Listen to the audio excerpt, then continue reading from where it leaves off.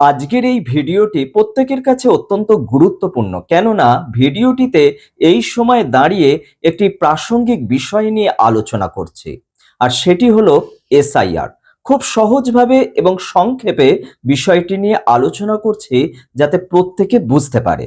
তাই প্রত্যেকের কাছে অনুরোধ রইল পুরো ভিডিওটা দেখার। এখন প্রশ্ন হচ্ছে যে এই যে এসআইআর, এসআইআর কি বা এসআইআর এর ফুল ফর্ম কি?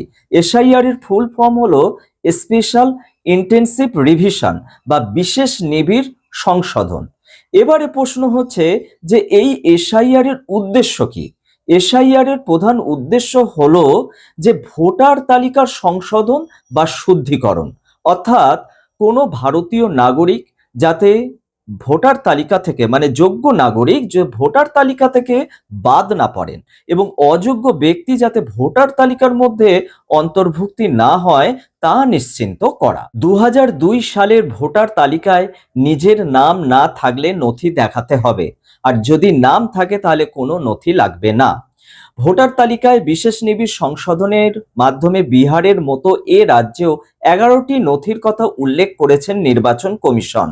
বলা হয়েছে 2002 সালের ভোটার তালিকার সঙ্গে যদি কোনো সম্পর্ক খুঁজে না পাওয়া যায় তাহলে সেই ব্যক্তিকে এই 11টি নথির মধ্যে যে কোনো একটি নথি দেখাতে হবে। শুনানি করে ওই নথি খতিয়ে দেখা হবে, তারপরেই নতুন ভোটার তালিকায় সংশ্লিষ্ট ভোটারের নাম নথিভুক্ত হবে। এবারে চলুন এই নথিগুলোর ব্যাপারে বলি। যেমন কোনো ব্যক্তির বৈধ জন্ম সার্টিফিকেট অথবা পাসপোর্ট অথবা কাস্ট সার্টিফিকেট, অথবা দেখা গেল যে কোনো ব্যক্তির যে এই রাজ্যের স্থায়ী বাসিন্দা কিনা তার শংসাপত্র, কোনো মাধ্যমিক বা সরকার স্বীকৃত বোর্ড বা বিশ্ববিদ্যালয়ের শংসাপত্র, অথবা বাড়ি বা জমি সংক্রান্ত কোনো সরকারি নথি ইত্যাদি, এর যে কোনো একটি থাকলেই চলবে। আপনারা নিশ্চয়ই জানেন যে 2025 সালের 4 নভেম্বর থেকে এসআইআর তৈরির কাজ শুরু হয়ে গেছে।